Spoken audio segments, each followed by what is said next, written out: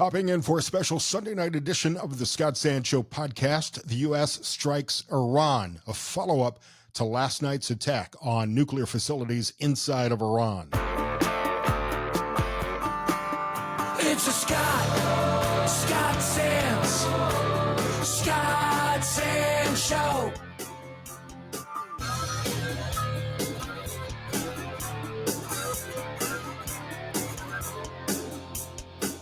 Hey there, how y'all doing?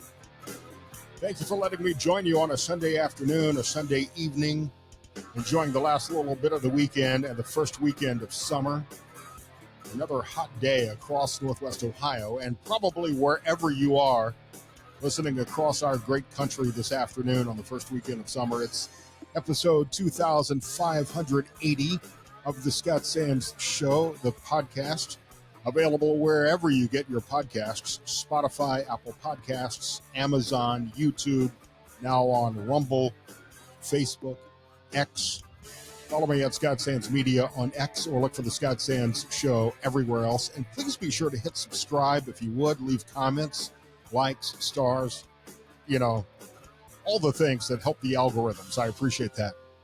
The Scott Sands Show podcast brought to you in part by Americans for Prosperity, Ohio.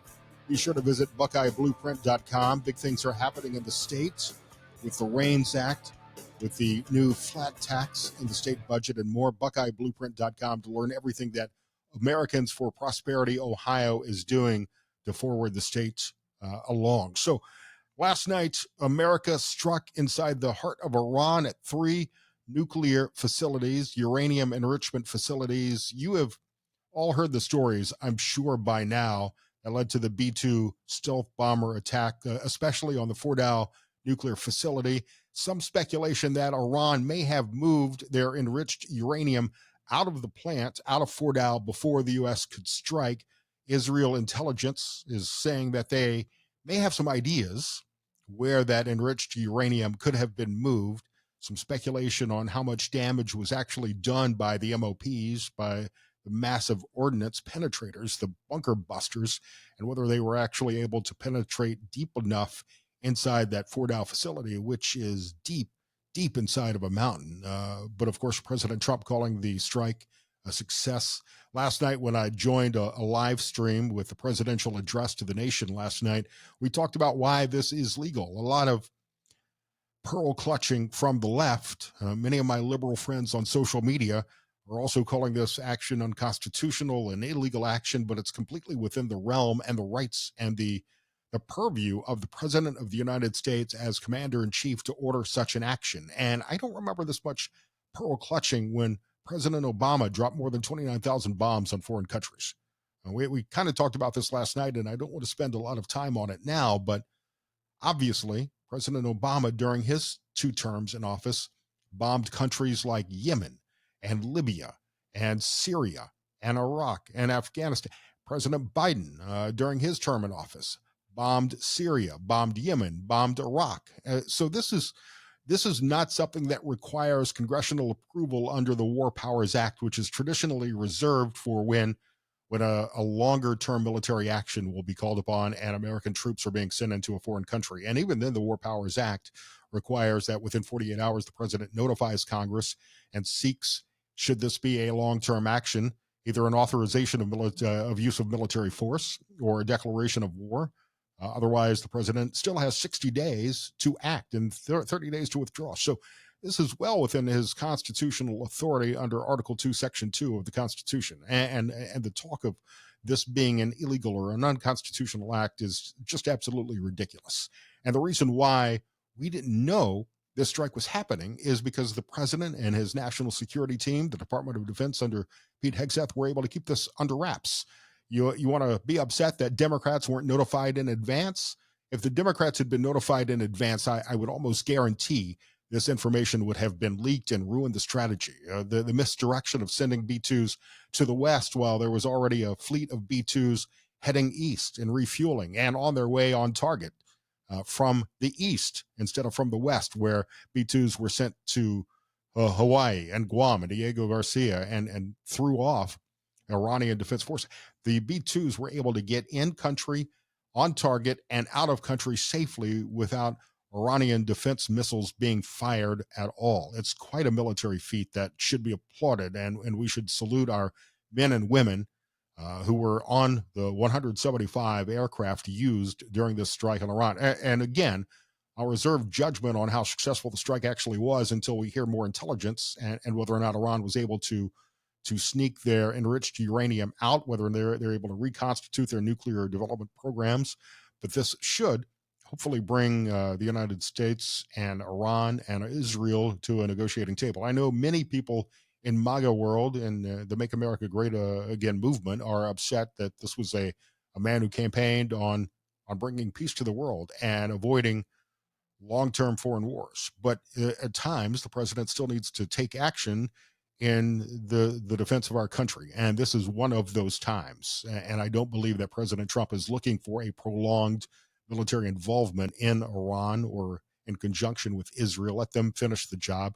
A lot of talk and speculation about regime change. If that's going to come, it should not come from the United States. And frankly, it shouldn't come from Israel. It should come from within Iran itself, because we have proven as a country quite unsuccessful at regime change in the past, as we've seen in Afghanistan, Iraq, even going back to Cuba and other countries where we have tried regime change in the past. And part of the reason why there is an Islamic Republic in Iran now is because of our support of the Shah leading up to the 1979 Islamic Revolt. And since then, since 1979, Iran has been at war with the United States. This is not a knee-jerk reaction out of the blue by President Trump. We have been, whether we want to acknowledge it or not, at war with Iran for decades, and they have killed Americans around the world through their proxies and direct attacks on American troops. This is absolutely a justified response to prevent a terror state, the largest state sponsor of terrorism in the world, prevent them from getting a nuclear weapon, which I fully believe that if they possessed one, they would be willing to use. So what are the ramifications of this? And I'm going to bring in a recorded segment to the podcast from Friday on Super Talk Mississippi, where we talked about the strike and what the possible retaliation from Iran could be. Commander Kirk Lippold, former commander of the USS Cole, joined us, and we talked about one very specific reaction from Iran, which could be to shut down the Strait of Hormuz, which they have voted to do today, and I'll get into that in a second. Also, we'll talk with Congressman Trent Kelly of Mississippi's first, who is a member of the Armed Services Committee. We got some interesting insight from him Friday on Super Talk Mississippi about the strike on Iran and what the reactions might be. So as we look at the response, the reaction around the world today, the first response that we're going to see as markets reopen here shortly, if they're not already open by the time you listen to this podcast, is with the price of oil. We expect the strike on Iran to send oil prices higher, triggering a rush to safety as investors assess how this escalation of tensions would ripple through the global economy. The attack announced last night on Truth Social deepens America's involvement in this Middle Eastern conflict. So that was the question going into the weekend when investors were mulling a host of different market scenarios. We expect that U.S. involvement will likely cause a sell-off of equities this afternoon as the futures market opens at 6 p.m., depending on when you're listening to this podcast, and a possible bid for the dollar and other safe haven assets when trading begins, but also a lot of uncertainty about the course of the conflict remaining. I think the markets are going to be initially alarmed, and I think oil will open higher. We could see oil open as much as 5% higher, which could affect Fed decisions throughout the year. There may not be rate cuts if inflation continues to increase. So there will be a cascade of effects on financial markets tonight and into tomorrow. But watching the Israeli stock market today, the Israeli stock market, when it opened this morning, was up, I believe, about 7%. Interestingly enough, if you've been watching this throughout the day, Bitcoin is down below $100,000. Ethereum is off, I believe, about 10% today. But if you're going to be optimistic about the future of the stock market, it's not all bad news. In fact, there may be a situation where this weekend's events could lead to a faster conclusion of the conflict. the situation would be one where all sides can claim a win. And here's how it might look. The U.S. strikes on Iran were the most expected, unexpected event of the war. If anything, it was a way for the U.S. to appear strong after months of threatening rhetoric from President Trump to Iran. On the flip side, it also allows Israel to say they successfully destroyed Iran's nuclear capabilities. But you've got to consider Iran in this play, too. Between their threats to close the Strait of Hormuz, strikes on Israel, and potential retaliation against America, Iran can maintain an image of power. Then, as Israel and the U.S. believe Iran's nuclear capabilities have been contained, they can all come back to the table for a deal. And at that point, a deal becomes even more likely as all of the parties can claim a win. Israel will say they destroyed Iran's nuclear capabilities. America will say the same, and Iran will say they successfully repelled Israel and the U.S. And to top it all off, Russia and China are becoming mediators in this conflict, despite otherwise unrelated tensions, bridging relations with America as well. And while all of the headlines are negative tonight, there is still a highly viable path to a short-lived conflict. And I'm optimistic about that, but we will, of course, see how this plays out over the next few days. The big news this morning from Iran is that the Iranian parliament officially approved closing the Strait of Hormuz for the first time since 1972. This still needs approval by Iran's top security body, but it could have a major impact as more than 20 million barrels of oil per day move through the Straits of Hormuz. What's interesting about this decision, and keep in mind, too, that Iran has threatened to shut down the Strait of Hormuz at least 10 times since 2000, but it's never happened. What the impact of this would be on the oil markets and the economy is interesting, because the United States now is getting less than 10% of their oil through the Strait of Hormuz. But China gets about 80% of their oil from Iran through the Strait of Hormuz. So the economy that's potentially most affected by shutting down the Strait of Hormuz would be China, which is unfortunately an ally of sorts of Iran. And to kind of add to that with their allies, Russia is saying that there are friends of Iran that are now willing to give Iran the nuclear weapons that they desire, even if their nuclear capabilities have been destroyed. So the next thing to watch is what happens in the Strait of Hormuz over the next 24, 48 hours. If Iran does try to shut it down, they have more than 6,000 naval mines they could deploy if necessary. We have military, we have naval assets now in the area, including the Nimitz Carrier Strike Force. The USS Carl Vinson is there. And that's one of the things we talked about was the Strait of Hormuz and a naval response, naval preparedness with Commander Kirk Lippold, former commander of the USS Cole, which was attacked in Yemen by al-Qaeda operatives, perhaps proxies of Iran. And we also follow this up with a conversation with Congressman Trent Kelly. I'm going to keep my portion of this podcast, the new content this evening, short, because news is developing on an ongoing basis. As we speak, there is a UN Security Council meeting, which Iran and others are condemning the U.S. strike on Iran. Of course, the United States does have veto power in the Security Council, so it's really a toothless organization. But obviously, Iran is claiming the action violated international law. We'll see what becomes of that as the UN Security Council meeting progresses. But I want to bring you, for the rest of this podcast, my conversations with Congressman Trent Kelly of Mississippi and Commander Kirk Lippold. And I'd love to hear your comments. Add a comment on Facebook, on Spotify, on all of the platforms, on Rumble. Be sure to subscribe. Follow me on X at Scott Sands Media. These segments you're about to see and listen to were from Friday morning on Super Talk Mississippi, leading up to the American strikes on Fordow and 2 other nuclear facilities inside of Iran. Commander Kirk Lippold, retired U.S. Navy, former commander of the USS Cole, and former member of the Office of the Chief of Naval Ops in International Strategy. Commander, it's great to have you back on. It's been a long time. You and I have been talking on my show and my podcast. You're new to the people of Super Talk Mississippi. Tell us about your career to start.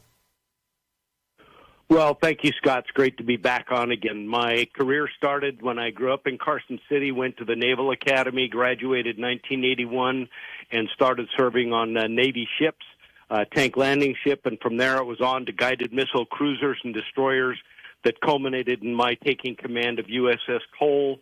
And I had been in command 15 months when we pulled into this little port called Aden, Yemen. Unfortunately, the intelligence community didn't know that al-Qaeda had been there for a year, had attempted an attack on another ship that had failed and went undetected. On October 12, 2000, they got a boat masquerading as a garbage barge alongside, detonating it, and unfortunately killing 17 of my crew, wounding 37, but blessed with a great crew. We were able to save the ship from sinking, even despite a 40 by 40-foot hole in the side, and we had the ship stable in an hour. And that first day, we evacuated 33 wounded off the ship, and of those 33, 32 survived. And since then, I've kind of felt it as an obligation to really become very knowledgeable on national security affairs and policies, because I think the American people really want to understand why we engage where we do around the world and what the consequences are for our nation and our long-term security interests, both here and abroad. Do you think that's part of the reason why President Trump has been somewhat hesitant to get a U.S. military involved directly in supporting Israel in their attacks on Iran?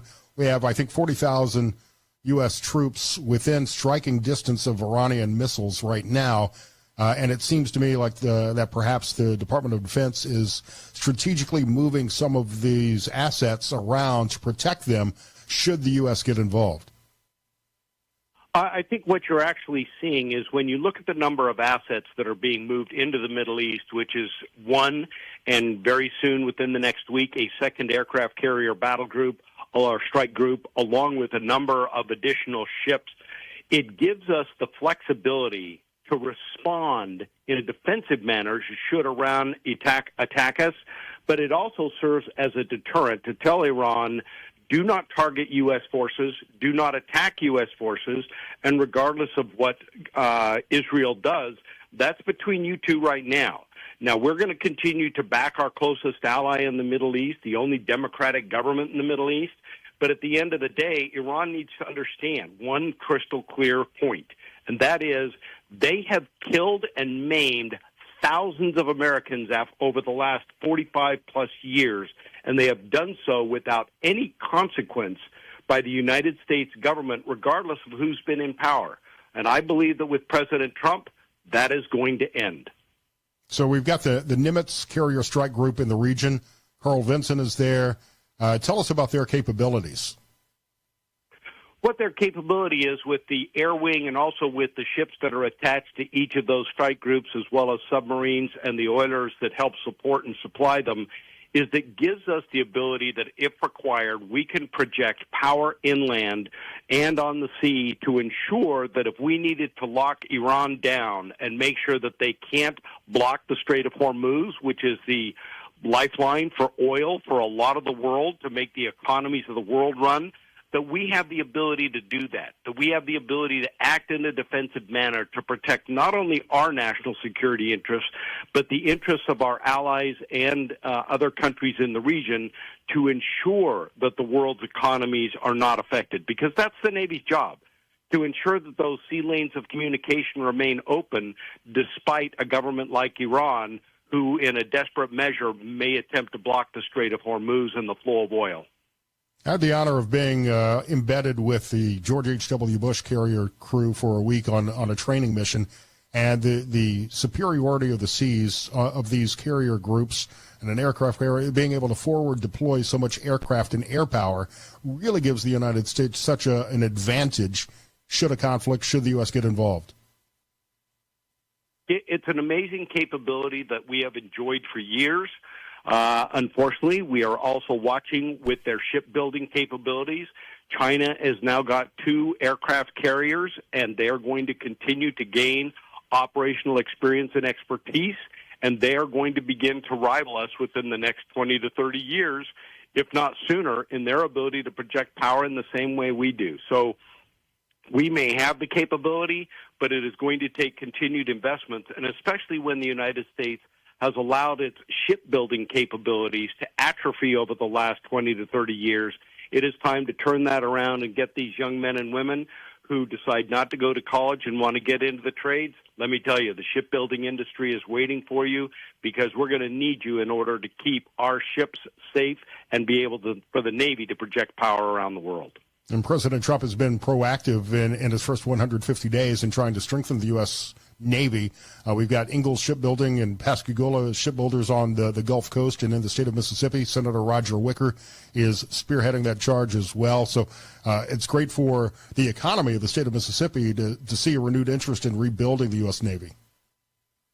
Absolutely. I mean, I've got a personal attachment to Ingalls and Pascagoula, because that's where USS Cole was not only built and then subsequently she commissioned into the Navy, but when she was attacked, she went back to Pascagoula to be repaired, and USS Cole is still out there today defending freedom because of the great work of the shipyard at Ingalls and the Pascagoula workforce that did a superb job in rebuilding her, and she's going to continue to serve well into the 21st century here.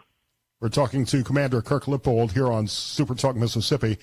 Commander, it seems like the biggest asset that the United States could provide Israel in striking Iran, and certainly a nuclear weapon for Iran obtaining a nuclear weapon would be a threat both to U.S. interests and obviously Israel, is this bunker buster, the MOP. But there's been some speculation that perhaps we're not able to strike Fordo, the nuclear plant that is enriching uranium, with this MOP. It may not be able to do the job. What are you familiar with this weapon at all? And can you tell us how it could be delivered and whether or not it might be effective? Well, I believe that it would be effective, because you have to remember Fordow is buried an estimated 300 to 500 feet underground, depending on the facilities.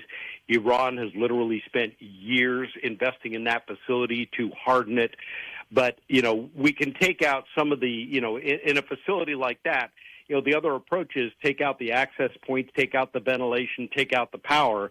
But the facility could still continue to run in ways that we may not be aware of or know, because intelligence is never perfect.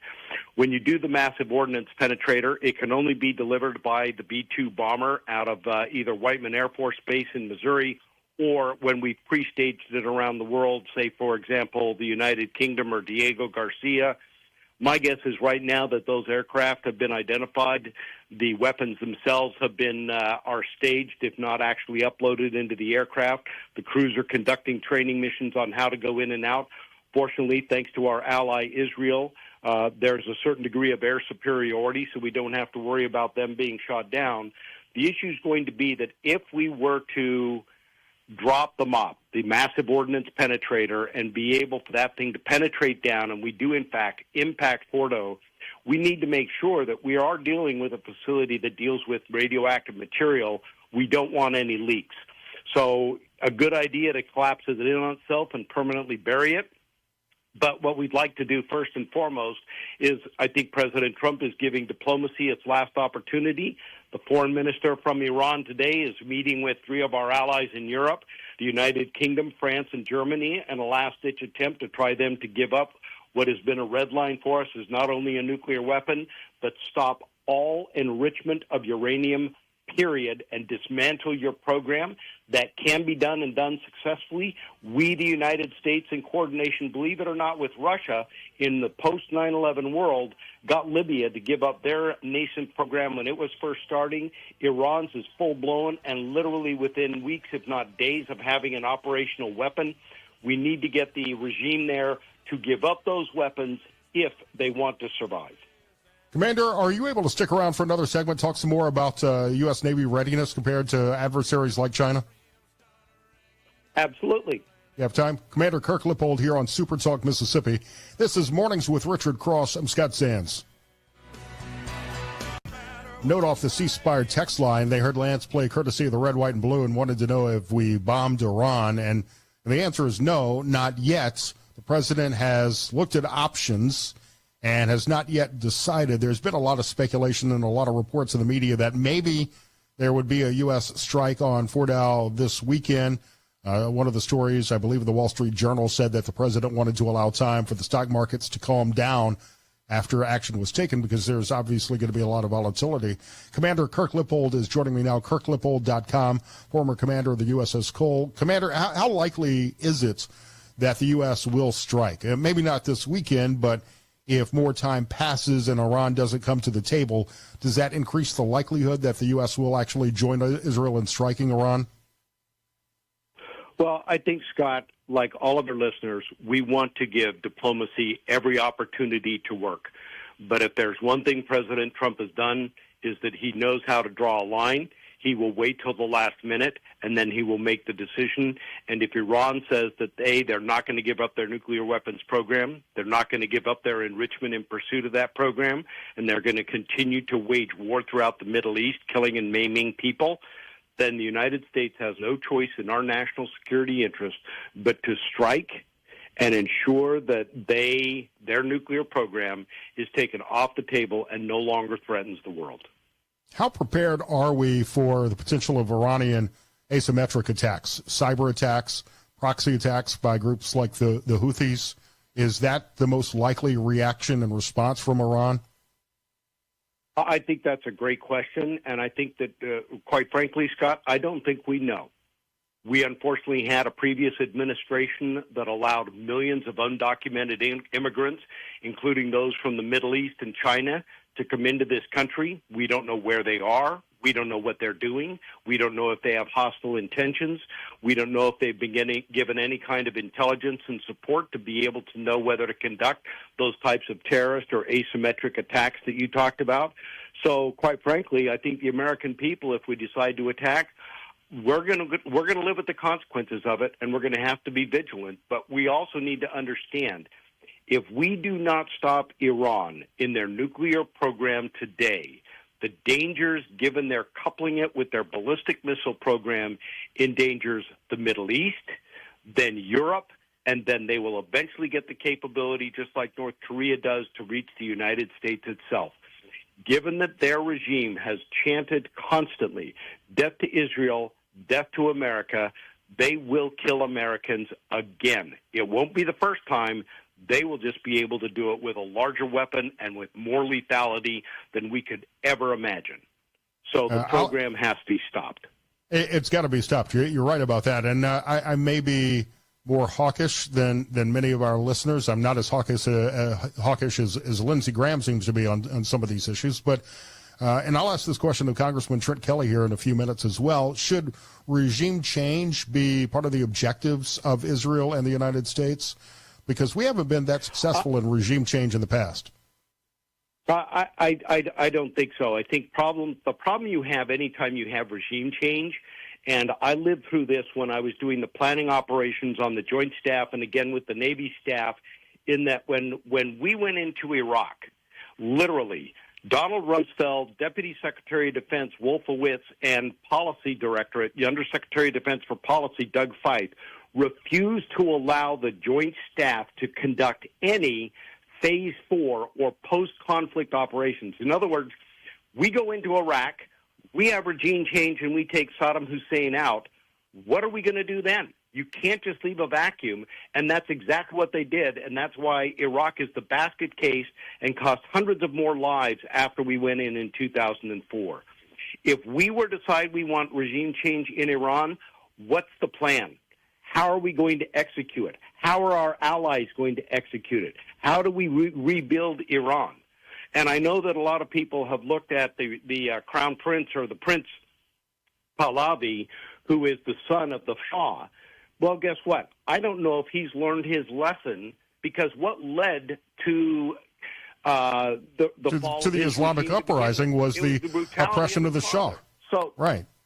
Yeah. So I think that I don't think regime change should be a goal of the United States. I think we should hit Iran hard enough to eliminate their nuclear capability and bring them to the negotiating table on how we are going to allow the regime to continue to exist in the future, with limits on what they are allowed to do for hostile intent throughout the region and the world. You discussed earlier in the last segment about the economic impact if Iran tried to shut down the Strait of Hormuz. Iran is believed to have about 6,000 naval mines. That would be an objective, clearly, of the U.S. Navy to clear the strait if they deploy those mines. Is that possible? Is that feasible? Would we miss any? I'm not explain the mine sweeping operations the U.S. Navy would undergo in the Strait of Hormuz. I think that's one of the biggest challenges we're going to have, and it won't be just the United States. We would probably have multiple countries, especially from Europe, have to deploy their minesweepers to the Middle East to help with those mine-clearing operations. I think the main thing that we can hope for at this point is that if Iran were to begin to make moves, and we would obviously have to rely on overhead imagery and satellites and intel to tell us whether they are moving those mines out of their storage facilities and getting them uploaded onto ships to be able to mine the Strait of Hormuz, we would need to take preemptive and decisive action to eliminate that threat ashore before they ever even have the opportunity to deploy them.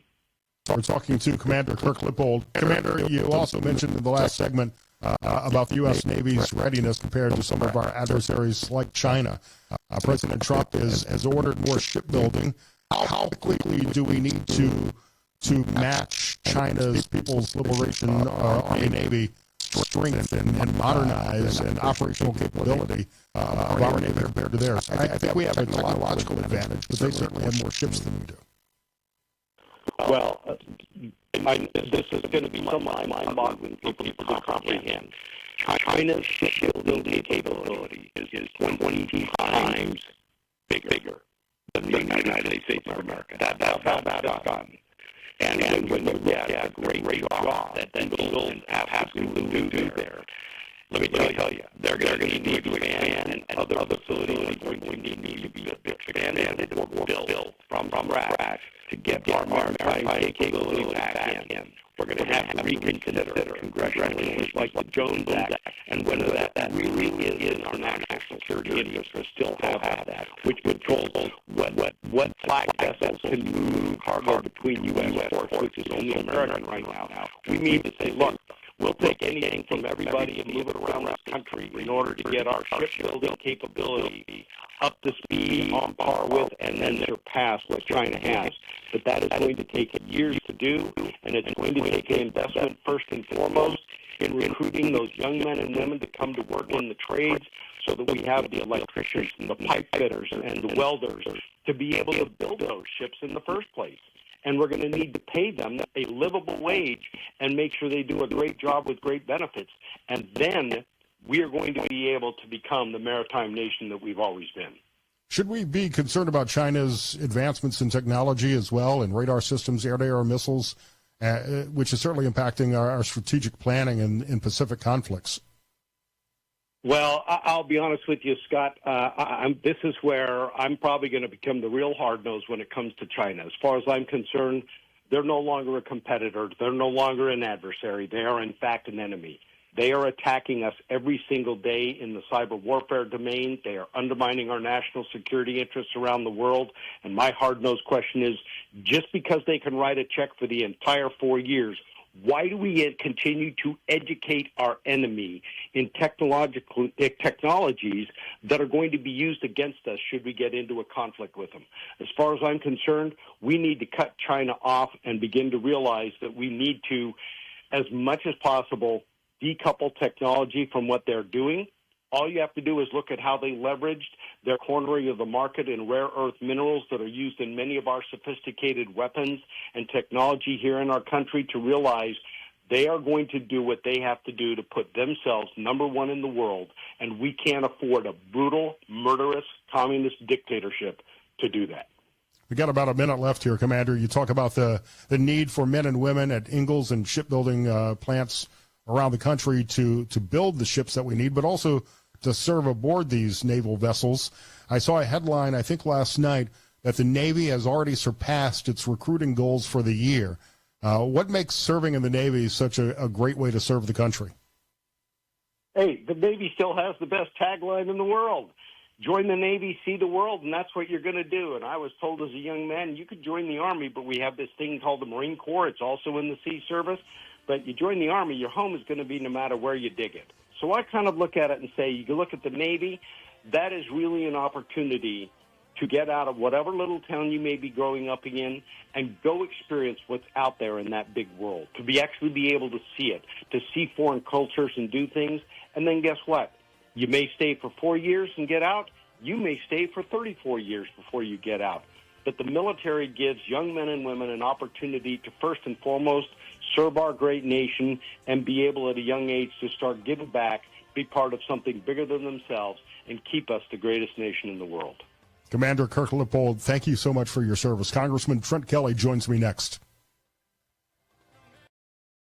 We're joined by Congressman Trent Kelly here on Super Talk Mississippi. Congressman, it's great to have you on, sir.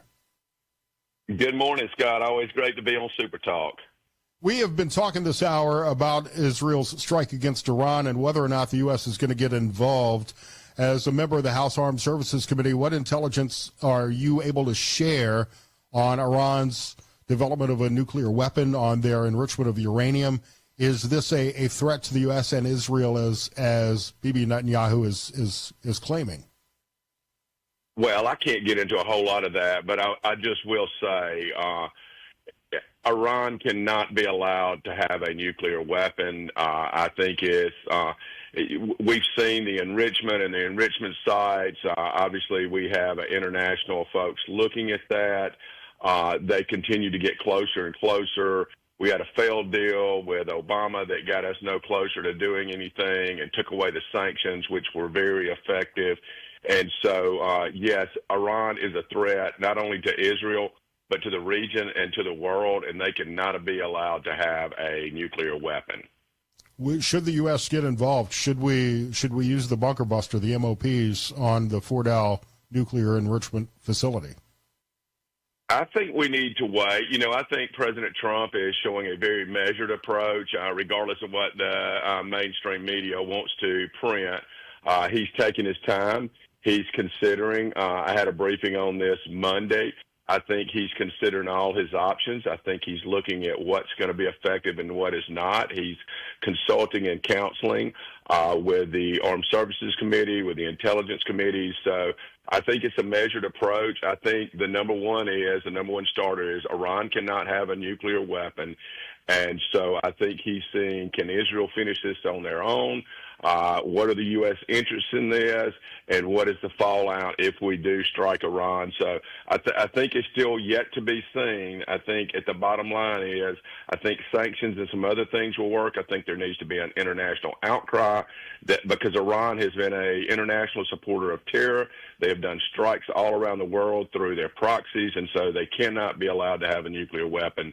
So I think we just need to play it by ear, sit back, be patient, but we can't wait too late. I think the threat of getting involved could be enough to bring Iran to the table, but they haven't exactly negotiated in good faith over the years anyway, perhaps because the president and the negotiating team that was in place wasn't a strong negotiator, as Donald Trump has been. So that may make a remarkable difference, but we've seen how difficult it's become to negotiate with North Korea after they've developed a nuclear weapon. Yes. Listen, these dictators care about one thing, and that is staying in power and suppressing the people to stay in power by any means possible. You've got an 80-something-year-old man who is the Ayatollah there, who is past the normal life expectancy for most people in that region. And so he will do everything he needs to do to try to hold on to power. But I do think there's room for negotiation. But in that region especially, the president is giving him an option to save face. If he chooses not to do that, then we'll have to consider all the options that are available to the United States. There's been some speculation and some talk in mainstream media about invoking the War Powers Act if the president chooses to act. Is that a requirement? Can you explain for everyone the War Powers Act and when that should be used? Well, the president, to defend the homeland or to defend the nation, can at any time initiate contacts prior to the approval of Congress. I don't ever think that's a good idea. But, however, what it allows to do is rather than having to wait on 435 of us in the House and 100 in the Senate to take their time to declare war, it allows them to respond to immediate and pressing threats to the safety and security of the United States. So, yes, I think it's good. I would hope that if the president has time, of course, we're dealing in days and weeks and months, and so we don't know what those timelines are. They're very vague. So the president has the right to respond, but I would hope that he would consult with Congress. But if the need presents itself and he doesn't have time, then hopefully Congress would follow suit and not allow Iran to get a nuclear weapon. I'm one of these guys that believes we give a lot. We give too much foreign aid to a lot of countries. Israel is a nation that received, I believe, about $15 billion in the last budget year for military aid. Has that been used effectively? Is the solution to just give them more resources, more money, more military support, and let them finish the job on their own?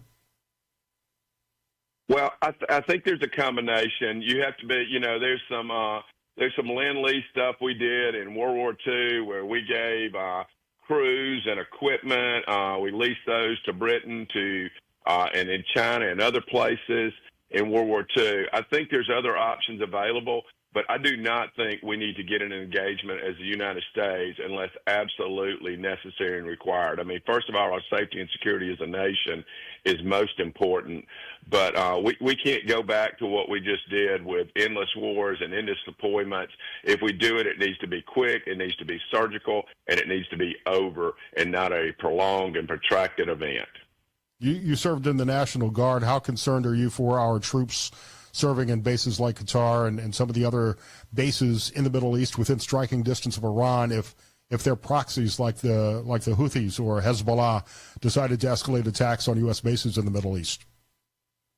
Well, I think they would make a grave mistake to attack U.S. interests and U.S. troops anywhere in the world. They've done that before. They've made attempts to do that before. But they need to understand if you strike United States troops and United States bases, there will be consequences. What they may be economic, they may be military strikes, lots of other things. But I'm very concerned. That's why I think it's important to get them to the negotiation table, which President Trump is trying to do. But if they take us not striking them as a measure of weakness, they would very misunderstand what we're doing. We're trying to show a measured approach and not have bloodshed. But if they choose to strike U.S. troops, especially if they hurt or injure or kill any of our troops, it's a different ballgame. We're talking to Congressman Trent Kelly here on Super Talk Mississippi. I'm Scott Sands. Shifting gears, Congressman, there's been a delay in the Senate, as expected, over the big, beautiful bill. Some controversial provisions related to SALT, the state and local tax deductions, as well as no tax on tips, no tax on overtimes, may be changed by the Senate before it comes back to the House. Are you concerned about the changes? Will this bill get done by July 4th? I think it'll get done. And yes, I mean, I'm not a SALT. I'm not one who supports SALT because that benefits California, New York, all those places which have high state and local taxes. That does not apply here in Mississippi. But that being said, we cannot afford to stymie the economy. We cannot afford to have a 38% tax increase on middle-class America. So we'll get this thing done. The Senate needs to do what they're going to do. You know, it may be one of those things where we have a little more SALT and local taxes than I like. But that being said, it would be devastating to our economy, to our small businesses, to do away and not make permanent these tax cuts. So I think that's the most important thing, and I think people have to keep that in their vision. So I plan on supporting this in whatever form, as long as it maintains and makes permanent those tax cuts to the American people, especially to our middle class and small businesses. Senator Rand Paul wants to see the debt ceiling taken out of the big, beautiful bill and voted on separately. I mean, it is hard to look at our national debt and our deficit and not agree to a certain extent with Rand Paul. And you're absolutely right. We've got to make sure that the tax cuts are made permanent. There are so many important economic provisions in the big, beautiful bill. But over the debt ceiling and over some of the spending cuts that we haven't seen happen yet, would you like to see those aspects separated when it comes back to the House? And why do we continue to raise the debt ceiling? What makes that so important? Well, first of all, I agree with the president. We shouldn't have a debt ceiling. We're going to pay our bills. So all it is another opportunity for either party to cry emergency, and we've got to raise the debt ceiling, or we're going to default on our bill. We're not going to default on our bills as the United States.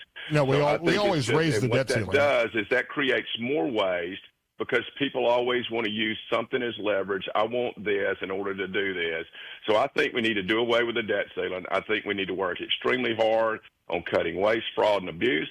I think we need to cut our spending habits, but I think we need to take away the debt ceiling, because that is just another opportunity for folks to get local interests or local things that cost a lot of money to all our taxpayers. So the debt ceiling is an artificial barrier that is never going to be broken. We're going to continue to do that. What we've got to do is stop spending, not worry about the debt ceiling. You're absolutely. Every time the debt ceiling comes up for debate, it always gets raised, and there are always added provisions added to the debt ceiling increases. But at the same time, we've got to cut spending so that debt doesn't continue to grow. And I think many of us are becoming frustrated that we're not seeing these cuts happen faster. Congressman, we're out of time, but I do appreciate you joining us this morning. Thank you very much, and you have a great day, Scott. Congressman Trent Kelly here on Super Talk Mississippi. This is Mornings with Richard Cross. Scott Sands filling in. The C Spire text line is open too at 601-879-4395.